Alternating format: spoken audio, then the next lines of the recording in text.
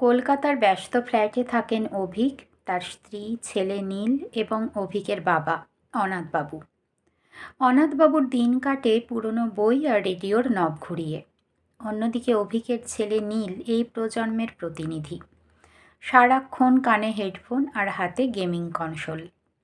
তাদের মধ্যে কথা হয় খুবই কম, বড়জোর খাইছিস বা কোথায় যাচ্ছিস এটুকুই। একদিন বৃষ্টির বিকেলে লিভিং রুমে বসে নীল জোরে জোরে ভিডিও গেম খেলছিল।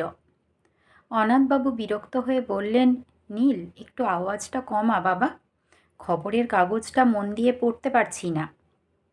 নীল বিরক্তির সুরে বলল, দাদু, এই তো আমার এনজয় করার সময়, তোমরা তো শুধু নিস্তব্ধতা পছন্দ করো। আধুনিক দুনিয়াটা অনেক স্পিডি, বুঝলে? অনাথবাবু দীর্ঘশ্বাস ফেললেন।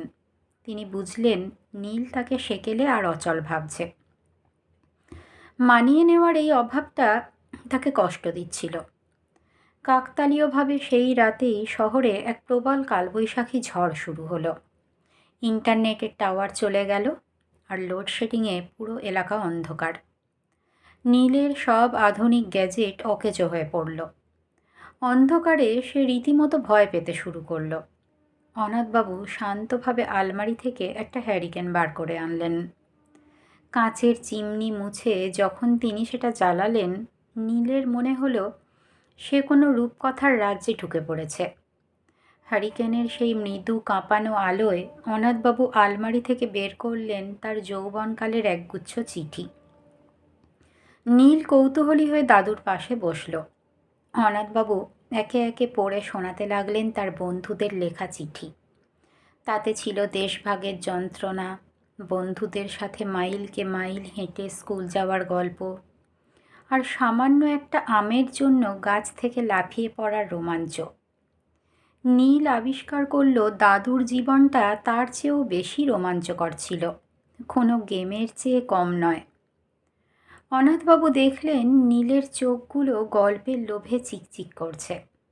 সে আসলে অবহেলা করতে চায় না, শুধু সময় দিতে জানে না। পরদিন সকালে আকাশ পরিষ্কার হলো।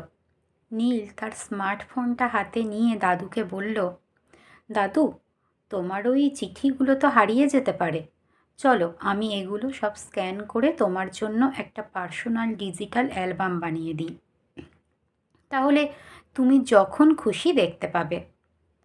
অনাথবাবুও পিছিয়ে রইলেন না। তিনি ছেলে অভীককে বললেন, নীলকে একটু ভালো ক্যামেরা কিনে দিস তো, ও তো ছবি তুলতে ভালোবাসে। আমি না হয় ওকে গ্রামের সেই পুরনো বাগানগুলো আর গলিগুলো ঘুরিয়ে দেখাবো, যেখানে ও ভালো ছবি তুলতে পারবে। এভাবেই শুরু হলো এক নতুন যাত্রা।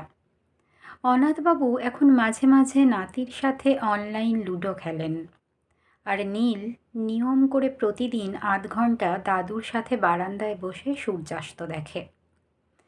পুরনো প্রজন্ম আর নতুন প্রজন্মের মধ্যে ব্যবধানটা আসলে ভালোবাসার অভাব নয়, যোগাযোগের অভাব।